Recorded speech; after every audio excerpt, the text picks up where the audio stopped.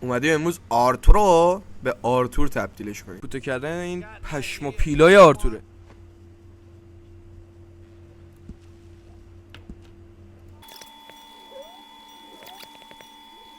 خب این از کله آرتور. حالا بریم به لباسش یه سر روی بکشیم.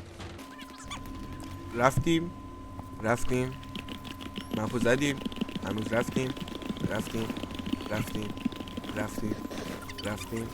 رفتیم همچنان ادامه داریم، میریم پیدا میکنیم، سعی میکنیم بریم تو و از همون دزدی میشه. 170 تا گم شده اینجا.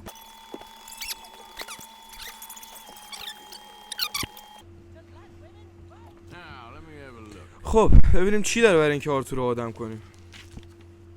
نه. خب اینم از آرتور.